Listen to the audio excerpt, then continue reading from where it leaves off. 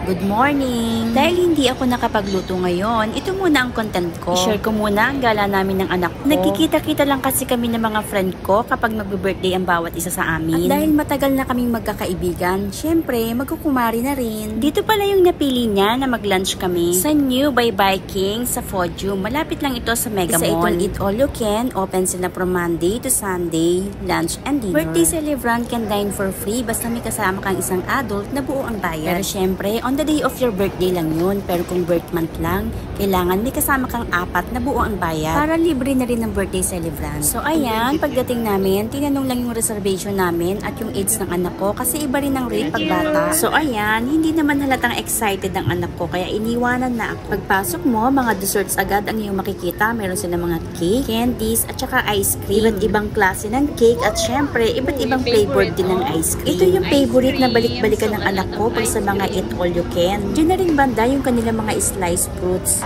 puto bumbong at saka ang bibingka. Meron silang iba't ibang klase ng siomay at dumplings. At syempre, itong hakaw ang binabalik-balikan namin. Nagustuhan din ito ng anak ko kaya ang dami niyang nakain. Meron silang roasted chicken, lechon belly, leg lump, at saka ng beef. Meron din sila mga sauce, beef jelly, at saka black pepper kung gusto mong maglagay. Ang dami nilang iba't ibang klase ng sushi. Favorite ko ito, kaya lang hindi ko kayang kumain ng marami. Masyado kasi itong mabigat sa tiyan. Sa daming klase ng pagkain, mabubusog na ang mata mo kakatingin. Syempre, ang tempura, yan ang una kong kinukuha dahil yan ang favorite ng meron silang appetizer at salmon sashimi. Syempre, hindi rin mawawala ang kare-kare. Sa sobrang dami ng pagkain, syempre, hindi ko naman kayang lahat tikman yan. Yung iba, kukuha lang ako ng taga-unti at kapag gustuhan ko, tsaka ko na lang ulit babalikan. Meron din silang shawarma na nakaready na ang mga ingredients, ikaw na lang ang gagawa. Kung gusto mo ng sabaw, meron din silang pang hotpot, ikaw na rin ang pipili kung anong gusto mong mga ilagay. Marami din silang klase ng bread, syempre meron ding mga jam, cheese, ham, ikaw na lang ang pipili kung anong gusto mo. At mga biscuits na masarap ang toppings. Meron din silang pizza, pasta, at mga vegetable salad. Siyempre, iba't ibang klase ng luto at pagkain yung makikita mo dito. Sobrang dami ng pagkain, hindi ko na na-video yung iba. At syempre, hindi rin mawawala ang seafood. Kahit sa drinks nila, ang dami mong pagpipilian. Iba't ibang klase ng juice. Meron din in-can at soda kung gusto mo. Meron din silang wine for cheers. Syempre, magandang pang picture-picture yon. Kung gusto mo naman mag-request ng hot water lang at lime, bibigyan ka rin nila. Meron din silang hot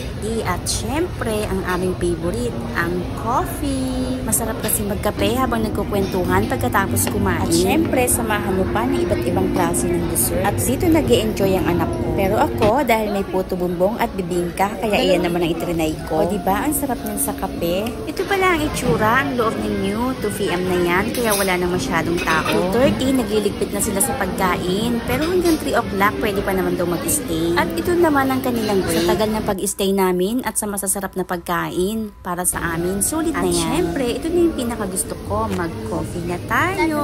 Thank you for watching. Please don't forget to subscribe.